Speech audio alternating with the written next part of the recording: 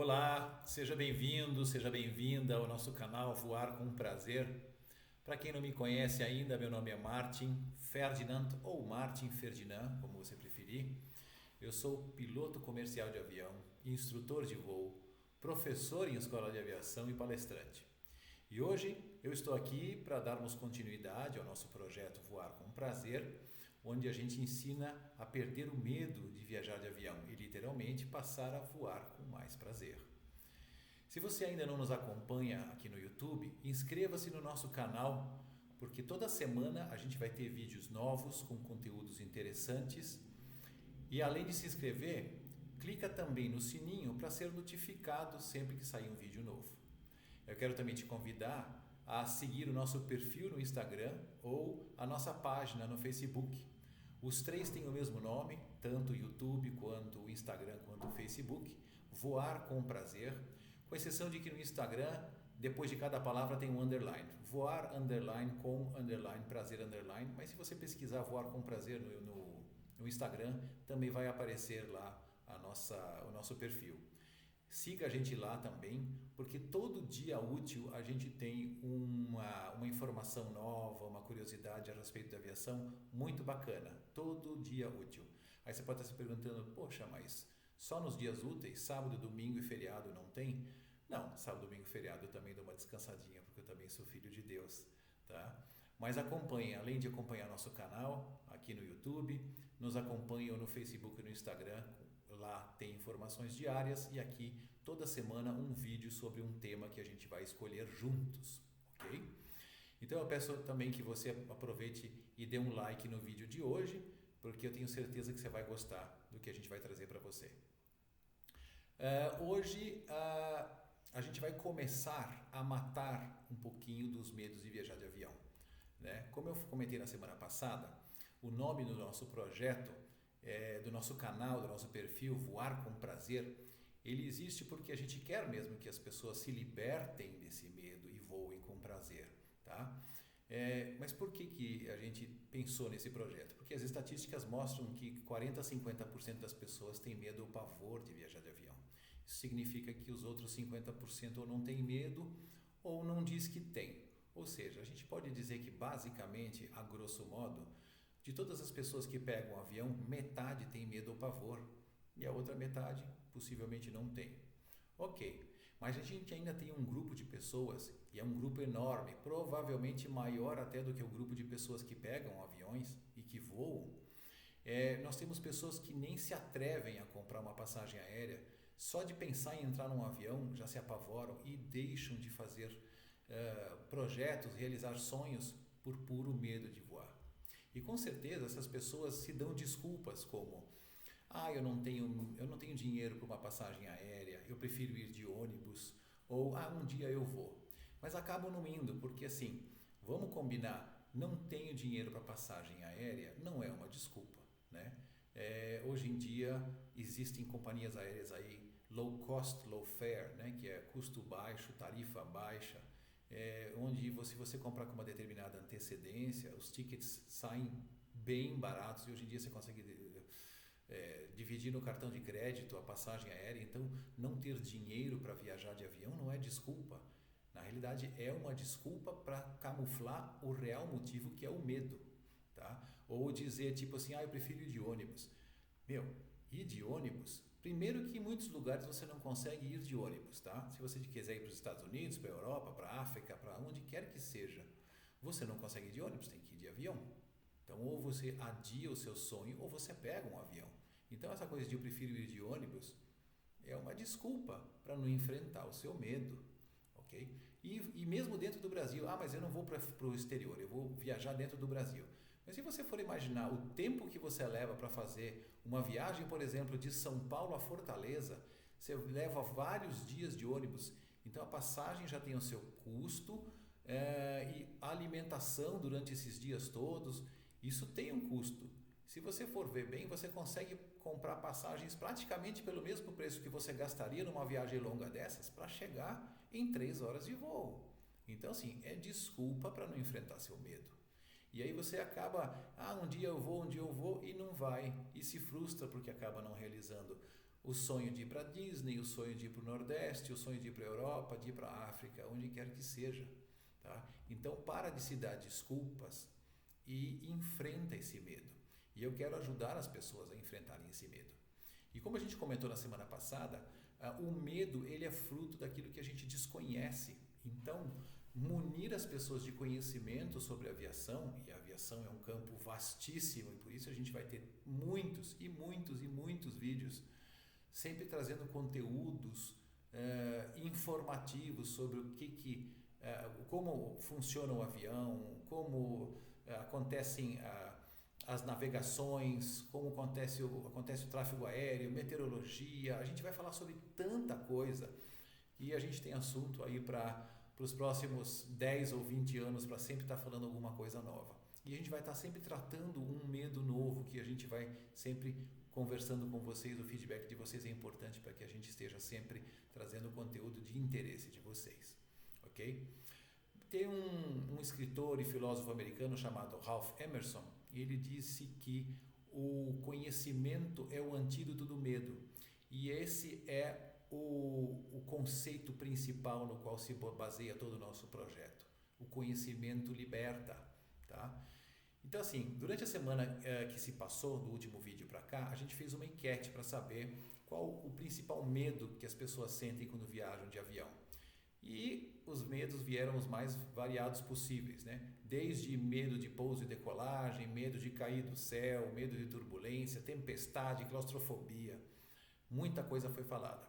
Então, a gente resolveu organizar essa bagunça toda, digamos assim, esse mar de informações que foi trazido, e vamos fazer o seguinte, vamos começar do começo. Hoje a gente vai traçar linhas gerais do que é um avião e como ele voa. Por que a gente vai fazer isso? Porque essas informações elas vão estar sempre vindo à tona novamente nos próximos vídeos. Sempre que a gente falar de algum assunto ligado ao medo de voar, esses conceitos principais que a gente vai trazer hoje vão voltar à cena do crime, digamos assim, né? Vão vir à tona novamente. E aí, uma vez você já tendo tido uma base, você vai já ter entendido como funciona, o que é uma aeronave, por que ela voa e assim por diante.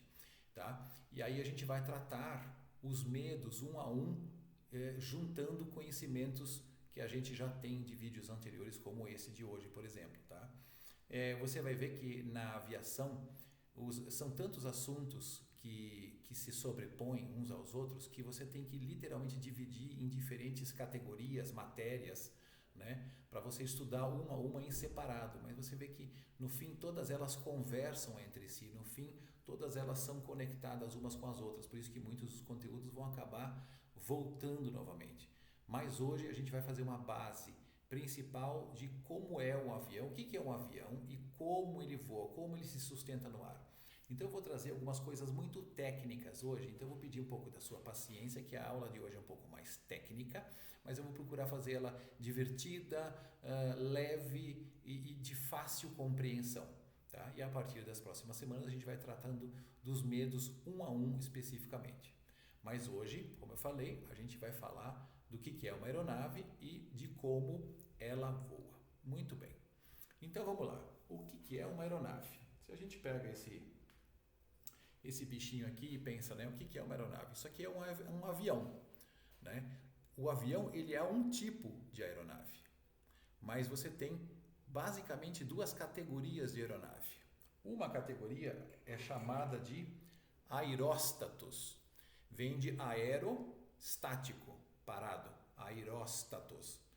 São a categoria de aeronaves mais leves do que o ar, elas são baseadas no princípio de Arquimedes, que era lá o peladão da Grécia que um dia entrou na banheira, viu que a água subiu, sentiu o empuxo de baixo para cima. Não sei se vocês devem lembrar desse princípio de Arquimedes da escola, né? Então, são as aeronaves mais leves do que o ar, tipo balão dirigível, que carregam dentro de si algum gás que é mais leve do que o ar, seja o ar quente, seja o hélio ou qualquer outro gás que seja mais leve do que o ar. Muito bem, gás metano, por exemplo. Gás metano é um gás que é mais leve do que o ar. Não sei se o gás metano chega a ser utilizado num dirigível, eu sei que o hélio com certeza é, mas o metano também é um gás mais leve do que o ar. Então essas aeronaves a gente não vai se concentrar nelas porque são coisas muito primitivas e hoje em dia são utilizados mais para desporto, né? para lazer e assim por diante. E a gente vai se concentrar no outro grupo, que são as aeronaves aeródinas. Aeródinas vem de aerodinâmicas, precisam de dinâmica para se sustentar no ar. E elas se baseiam em duas leis, né? Leis ou princípios. A primeira é a terceira lei de Newton, o famoso bateu, levou.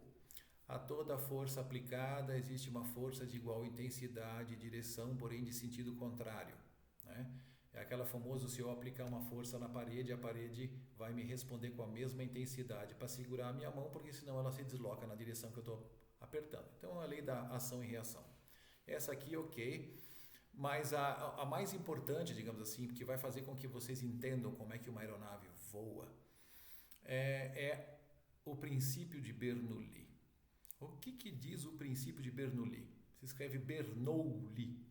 Bernoulli, B-E-R-N-O-U-L-L-I, Bernoulli. O princípio de Bernoulli diz o seguinte: em um fluido em movimento, quanto maior a pressão estática, menor a dinâmica e vice-versa. O que significa isso? Muito bem. Fluido. Por que a gente vai falar de fluidos, né? Porque os aviões, as aeronaves, eles são aeronaves.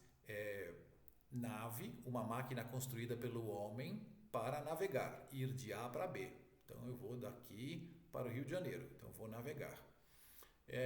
E a aeronave navega no ar. Ok. Então uma aeronave, ela se desloca em um meio chamado ar.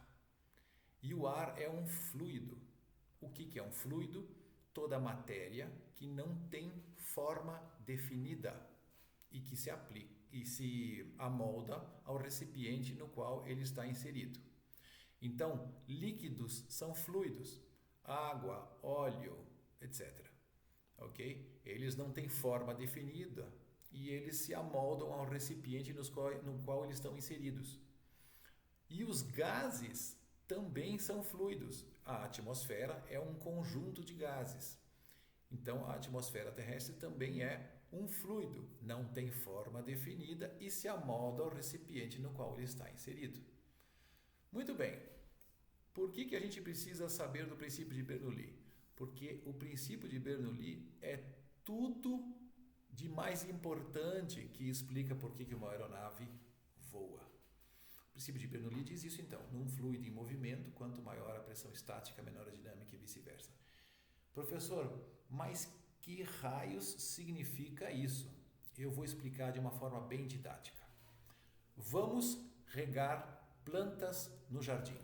Então eu vou lá, pego a mangueira, atarracho ela na torneira e abro a torneira. No momento que eu abro a torneira, a água começa a correr dentro da mangueira.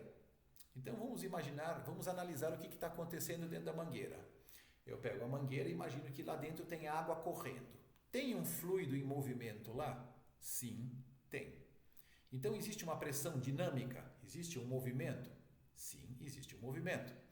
Existe uma pressão estática? Estática é parado, ou seja, na parede da mangueira existe uma pressão estática, ou seja, neste ponto específico existe uma pressão empurrando essa mangueira para fora, assim, para os lados? Sim, existe uma pressão estática e uma pressão dinâmica.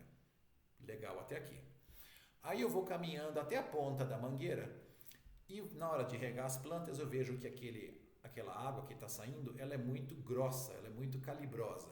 Então o que eu faço? Eu quero regar umas plantinhas mais delicadas. Eu vou fazer um chuveirinho com essa mangueira. Então o que eu faço? Eu tampo metade ou uma parte da mangueira com o meu dedo para que forme um chuveirinho. E aí o chuveirinho eu jogo uma água mais delicada nas plantas. Legal, professor, mas e daí? E daí, no momento em que eu botei o dedo e fechei mais da metade ou metade da saída da mangueira, por que formou um chuveirinho? Porque lá naquele estreitamento existia antes da saída da mangueira as duas portas abertas. Imagine a saída de uma mangueira, de um túnel, com tudo aberto e a água saindo com tudo. No momento que eu coloquei a minha mão, o meu dedo lá e tampei uma parte, eu só fiquei, vamos imaginar duas portas, e duas portas abertas. Só que no momento que eu fechei uma das portas, eu só tenho uma porta para sair aquela mesma quantidade de água que estava saindo.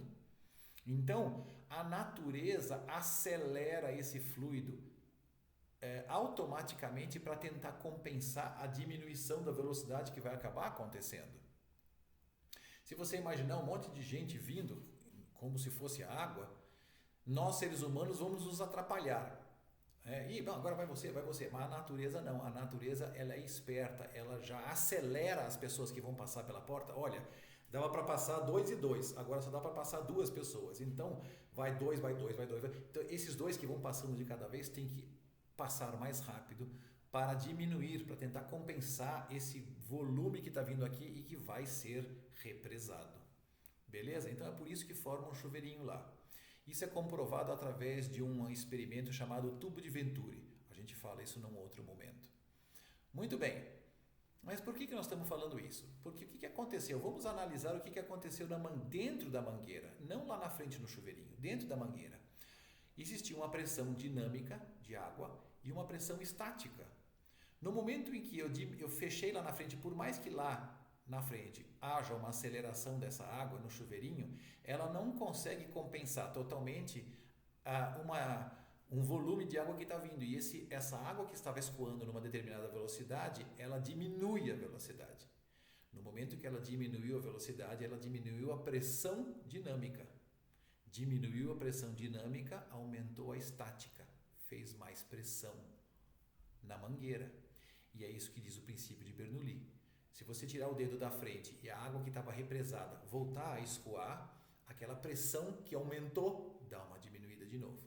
Está provado o princípio de Bernoulli. Quanto maior a pressão estática, menor a dinâmica. Quanto maior a dinâmica, menor a estática. Uma é inversamente proporcional à outra. Show até aqui? Show até aqui. Por que eu estou falando tudo isso? Porque a gente vai entender como um avião voa a partir de agora. Muito bem, como é que um avião é construído? Vamos dar uma olhada num bichinho desses aqui? O que a gente tem no avião?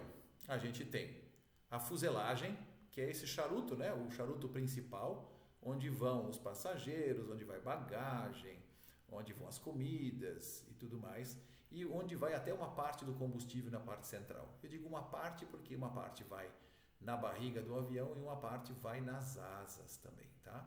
Parte do combustível vai nas asas. Mas essa é a fuselagem. Aí você tem o quê? As asas. Asa esquerda, asa direita, e você tem os motores que servem para puxar o avião para frente. E aqui atrás você tem essa parte aqui vertical, que é o estabilizador vertical, e essa parte de baixo, estabilizador horizontal, as partes móveis. Eu não vou entrar em detalhe disso aqui. Toda essa parte aqui chama-se empenagem. E ela tem uma função como as penas da flecha de um índio. Se você pegar uma flecha de um índio e jogar ela sem aquelas peninhas atrás, a flecha ela não vai reta, ela vai capotando. Então os índios colocam aquelas peninhas atrás de maneira que elas deem estabilidade no voo. Por isso que se chama empenagem, porque lembra as penas de uma flecha. Então isso aqui tem a função de estabilizar o voo. Tá? Se a cauda quiser levantar, o ar bate em cima e abaixa. Se ela quiser abaixar, o ar bate embaixo e sobe. Então, o estabilizador horizontal estabiliza a aeronave nesse sentido. E o estabilizador vertical, se a aeronave quiser ir para este lado, o ar bate aqui e traz ela de volta. Se ela quiser vir desse lado, o ar bate desse lado e leva ela de volta. Então, esta parte estabiliza ele lateralmente. Então, esse conjunto estabiliza o voo dessa flecha chamada avião. Beleza. Mas como o índio atira uma flecha, a flecha vai e cai, porque ela não tem sustentação. O que mantém um avião voando? Não são os motores do avião. Os motores só servem para puxar o avião para frente. O avião voa por causa das asas. São as asas que fazem esse bichinho aqui voar. E como isso funciona? Eu vou fazer o seguinte, vamos imaginar que a gente faça um corte transversal nessa asa, tá? A gente passe a faca na vertical aqui e corte essa asa num pedaço e olhe ela no seu perfil, olhe ela lateralmente, assim, ó, nessa direção que a gente está olhando. Um corte e olhe ela. Que formato que ela tem? Ela tem um formato parecido com esse aqui. Desculpem o meu desenho, eu não sou um exímio desenhista, mas dá para ter uma noção aqui. Dá uma olhadinha. Isso aqui é a direção do voo, eu botei uma seta para mostrar que o avião voa para lá. E ela tem o bordo de ataque, então essa é a parte que ataca o vento, ok? Este seria o bordo de fuga, por onde o vento, o ar, né, o fluido ar, escoa ou foge da asa. Então ela está indo para lá, o vento vem indo para cá. Então, bordo de ataque e bordo de fuga. E em cima, que é chamado de extradorso, ele tem uma curvatura maior do que embaixo. Embaixo praticamente não tem curvatura, mas em cima tem curvatura. Por que que esse perfil ele é o que a gente chama de assimétrico, ou seja, não simétrico? Simétrico é igual, assimétrico não igual. Por que que ele é diferente em cima e embaixo? Porque aí começa o princípio de Bernoulli.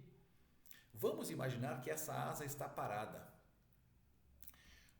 Na atmosfera terrestre, a gente tem uma coisa que se chama pressão atmosférica, que é o peso do ar em cima da nossa cabeça. Se a gente morasse no fundo do mar, por exemplo, seria a mesma coisa. No fundo do mar, quando a gente mergulha muito fundo, a gente sente uma pressão muito grande nos ouvidos. Por quê? Quanto mais fundo você vai, mais água você tem em cima de você.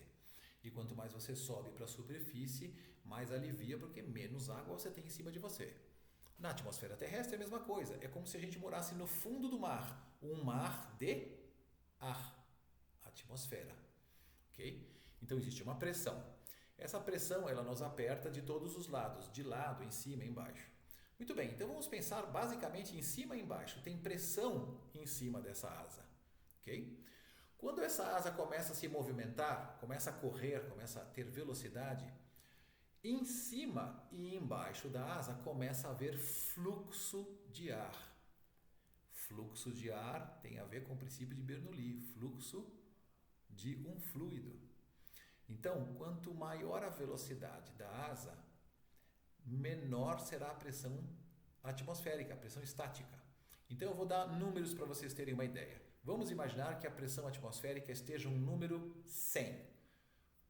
Não é um número razoável, porque ou você mede pressão atmosférica em milímetros de mercúrio, que não é um valor como esse, ou em polegadas de mercúrio, ou em HPA, hectopascal. Então, o número 100 é só um número para você imaginar um número qualquer. Então, imagina que você tem em cima 100 de pressão e embaixo 100 de pressão. No momento, quando a asa está parada, tem algum movimento, tem alguma pressão dinâmica? Zero. No momento que a asa começa a se andar para frente, ela começa a ter uma pressão dinâmica, porque o ar começa a escoar, mesmo que o ar esteja parado. Por isso que o avião decola contra o vento, para ajudar nesse processo. Mas mesmo que o ar esteja parado, no momento que a asa começa a se deslocar para frente, se ela tiver uma velocidade, por exemplo, de 1, vai começar a haver uma pressão dinâmica de 1. E essa dinâmica, para existir, ela precisa tirar de algum lugar essa pressão. Se a pressão era 100, lembra que quando aumenta a pressão dinâmica, diminui a estática e vice-versa? No momento em que você começa a andar e chega a uma velocidade 1, você tem pressão estática 99, porque ela tirou da estática. A estática que era 100 passou a ser 99 e tem 1 de dinâmica. Se você passar para 2 de velocidade, ela vai ter apenas 98 de estática. 3 dinâmica, 97 de estática. E assim por diante. Aí daí, professor, mas você está tirando pressão de baixo da asa. Você tem que tirar a pressão de cima da asa para que o avião suba. Exatamente. Por isso que o perfil ele é assimétrico. O que acontece com o ar em cima da asa? Pensa em 2 moléculas de ar conversando uma com a outra. Oi, tudo bem? Você vem aqui todo dia? Eu venho todo dia. E você? Ih, cuidado com a asa chegando. Que asa? Vum, vum. O que aconteceu? A asa passou correndo. E as 2 moléculas, uma foi por cima e a outra foi por baixo. E elas começaram e terminaram juntas o percurso. Só que a de cima precisou fazer um percurso maior do que a de baixo. A de baixo andou em linha reta e a de cima precisou fazer uma curva, uma volta. Então, a de cima precisou ser acelerada. É o que acontece no estreitamento. Lembra do estreitamento da mangueira? que a água que vinha numa velocidade no estreitamento, quando ela achou um obstáculo, ela se acelerou para contornar o obstáculo. É o que acontece com o ar. Então, a asa é propositalmente feita com perfil assimétrico para que você acelere propositalmente o ar em cima da asa. De maneira que, à medida que o avião ganha velocidade, embaixo a pressão estática vai diminuindo, mas a de cima vai diminuindo mais rapidamente. Então, nesse exemplo que eu dei, que a aeronave passou de 1, 2, 3 km por hora e a pressão estática virou de 100 virou 99, 98, 97, em cima a velocidade não foi 1, 2, 3, ela foi 1.1, 2.2, 3.3. E a pressão estática em cima foi diminuindo. E em vez de ter 97 de pressão estática, agora ela tem 96.7, porque ela já perdeu 3.3. Estou dando números aqui só para exemplificar o que eu estou falando. Mas o que acontece é que quanto mais rápido você vai com esse avião, maior será a diferença entre as pressões estáticas. A de baixo vai diminuindo, mas a de cima vai diminuindo muito mais rápido, até que chega num ponto onde essas diferenças são tão grandes que a aeronave ela é empurrada para cima e passa a voar. Este é o princípio básico e fundamental da sustentação de uma aeronave em voo. Diferença da pressão de cima da asa e da de baixo. Então, existem algumas outras variáveis para a sustentação do avião, ou seja, para manter o avião em voo, existem. Área da asa, coeficiente do ar que entra, ângulo de ataque, como é que fala? Densidade do ar, temperatura, blá blá blá. Eu não vou entrar nesse detalhe. Isso são menores, são bem pormenores. O principal componente da sustentação do avião, o principal componente que mantém o avião voando, voar começa com V, chama-se velocidade, que começa com V. Eu fui instrutor durante 2 anos no Aeroclube de Jundiaí e eu ensinei muitos alunos a voarem. Ensino até hoje muitos alunos nos cursos de piloto, de comissário, em escola de aviação que eu dou, em aulas particulares, palestras. E eu sempre falava para os meus alunos, quando eu era instrutor de voo, o que garante o voo, que começa com V, é uma outra coisa que começa com V chamada velocidade.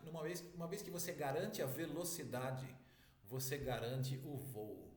Garantiu a velocidade, garantiu o voo. E de quebra você garante um terceiro V, que é a tua vida.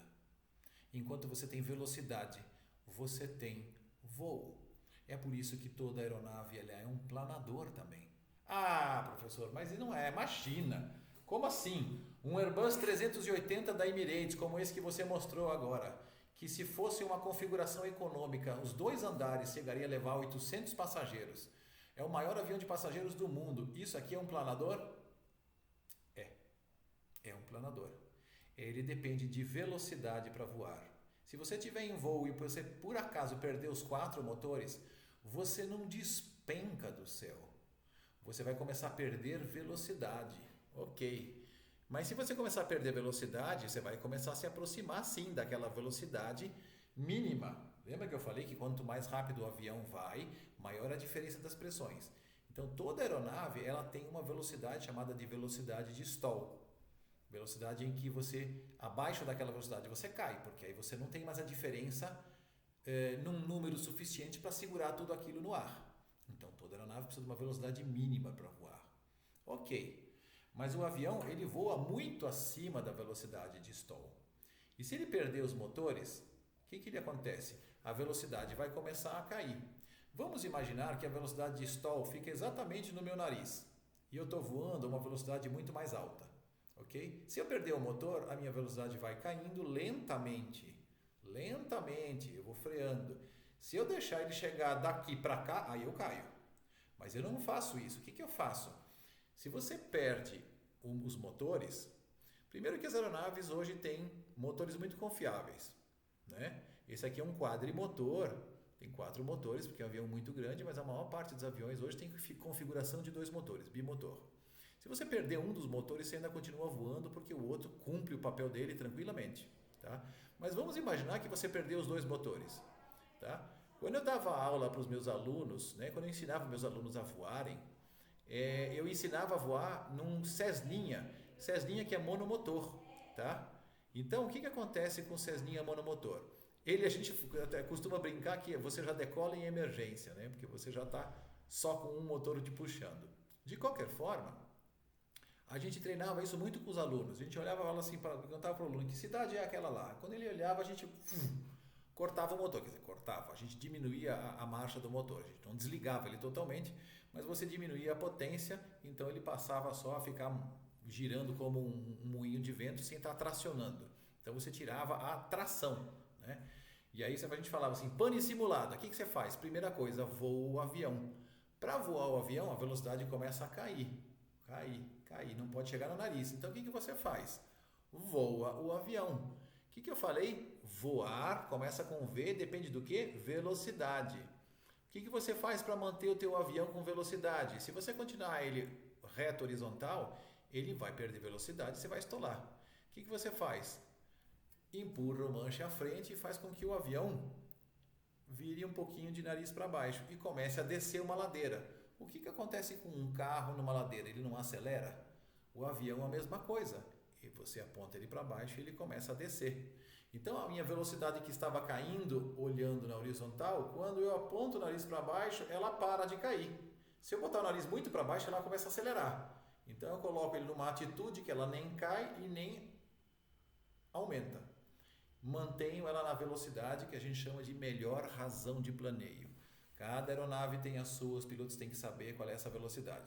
Pegando o Cessninha 152, por exemplo, que eu dava aula para os alunos, a gente mantinha em torno de 65 a 70 nós, 65 a 70 nós, ok? Botou o nariz embaixo, a velocidade que estava caindo parou de cair. Ótimo, nessa situação, a gravidade que está te puxando para baixo está te mantendo, está se igualando ao arrasto. E você vem planando. E você tem ainda os controles para fazer o quê? Para fazer as manobras e tentar pousar essa aeronave em algum lugar. Algum descampado. Estrada geralmente não é a melhor opção, né? A menos que você esteja com um avião muito pequenininho, ache uma estrada muito deserta, mas a princípio estradas são perigosas. Geralmente tem fios também de postes próximo, é um pouco arriscado. Então geralmente se busca mais descampados. Ou um aeroporto próximo, ou, como já aconteceu na história, um rio em Nova York, né? Eu acho que muitos de vocês conhecem essa história. Quem não conhece, eu vou contar essa história rapidamente agora. Uma aeronave, se não me engano, eu não lembro a companhia aérea, mas também não importa. Uma aeronave decolando do aeroporto de LaGuardia, em Nova York. Nova York tem dois aeroportos que nem São Paulo. Tem o LaGuardia, que é como Congonhas, fica numa região bem central, muito rodeada de casas, prédios e tudo mais. E tem o JFK, John Fitzgerald Kennedy Airport, que fica mais afastado, que seria como o de Guarulhos, por exemplo, né? Essa aeronave decolou do LaGuardia, como se fosse o Congonhas de São Paulo, decolou e antes que chegasse a 3.000 pés, 3.000 pés na aviação é muito baixo, são 1.000 metros, é 1 quilômetro de altura, então o avião não tinha nem 1 quilômetro de altura em relação ao chão, que na realidade era ao nível do mar, né? Eles tiveram o que se chama de bird strike. Eles encontraram com um bando de pássaros que entraram num dos motores, logo na sequência outro. E eles literalmente perderam os dois motores a menos de 1.000 metros acima do nível do mar, acima do chão. E o comandante da aeronave, que era o Captain Sullivan, tem até um filme que fala sobre isso, conta essa história. Ele, pela experiência de mais de 20 anos como comandante, ele foi lá no checklist do que aconteceu, o que não aconteceu, não sei o quê. Quando ele finalmente se toca que eles estão planando, né? Eles abaixam o nariz, começam a planar, ele dá uma olhadinha e olha para ver se o LaGuardia, se o próprio aeroporto do qual eles tinham decolado, era uma opção para eles retornarem planando. E pela experiência dele, ele falou, a gente já está afastado o suficiente, não dá para voltar. E Nova York é um paliteiro, né? Só casas, sobrados, prédios. Aonde que tem um descampado para esse cara descer o avião? E ia ser um novo 11 de setembro, que ele ia entrar nos prédios e ia matar os passageiros todos, pessoas no solo, enfim, Deus me livre. Quando ele viu que não tinha condições de voltar no LaGuardia, existia um outro aeroporto ali próximo que o controle pagou para ele se ele conseguiria chegar. Ele falou, não dá para chegar pela altura que nós estamos, a altitude que nós estamos. Na verdade, no caso, altura. Pois eu explico também a diferença entre altitude e altura. Ele olhou para o lado e viu o único descampado que tinha, o rio Hudson. E aí ele falou, estamos indo para o rio Hudson. O controlador até perguntou, pode confirmar? Você falou rio Hudson. Ele falou, eu falei rio Hudson. Vamos descer e pousar o avião no rio Hudson. E ele salvou a vida de todos os 140, se não me engano, 145, 146 passageiros. Não me recordo ao certo se era isso, a gente pode até falar isso num outro episódio. Mas o avião planou, até pousar de barriga na água. Ele salvou todo mundo. Então, todo avião é um planador, sim. Todo avião, se perder os motores, consegue planar. É uma situação complicada? Claro que é uma situação complicada. Nem sempre você vai ter um descampado, vai ter um rio Hudson, e nem sempre as condições em que você possa eventualmente perder os dois motores possa ser a ideal. Então, o ideal é não perder os dois motores. Mas dificilmente isso acontece. É difícil perder um motor, quiçá perder dois motores. Tá? Enfim, é isso, gente. Hoje eu expliquei um pouquinho para vocês o que é uma aeronave, como ela funciona, um pouco de teoria de voo, como que a aeronave voa, a diferença das pressões entre a parte de cima da asa e a parte de baixo. Então, em cima desse conhecimento de como as aeronaves voam, você já começa a ter um entendimento diferente do que é um avião. Mas então se os motores falharem? Se os motores falharem, você ainda tem o planeio. Lógico que na decolagem e no pouso você está mais perto do solo, mais perto do chão, você tem menos altura para recuperar eventuais panes.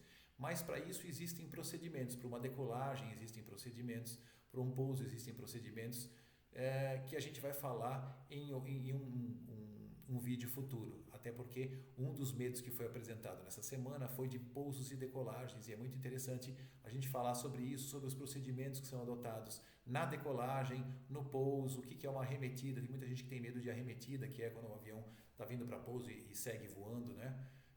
Chama-se arremetida. Isso é um procedimento normal, as pessoas têm medo, não há por que ter medo, mas isso a gente vai trazer em um próximo vídeo. Por hoje a gente deu uma introdução do que é uma aeronave, como ela funciona e como ela voa, que vai servir de base para os vídeos futuros, tá bom? Eu quero mais uma vez agradecer a atenção de vocês, né? Você vê que a aviação ela envolve muitos assuntos, né? E são impossíveis de colocar num vídeo só. Então, você que ainda não se inscreveu no canal, se inscreva já. Clica no sininho para ser notificado sempre que a gente colocar um novo vídeo. E se curtiu o vídeo de hoje, clica no joinha, dá um like aí pra gente, ok? E também siga o nosso perfil do Instagram ou página do Facebook. E lá tem informação todo santo dia útil. Beleza? Continue nos mandando suas perguntas, sugestões, comentários. E quanto mais tivermos feedback de vocês, melhor serão os nossos conteúdos. Então, por hoje é só, pessoal. Eu vejo vocês na semana que vem. Agradeço mais uma vez a atenção. Um beijo no coração, um grande abraço e até lá.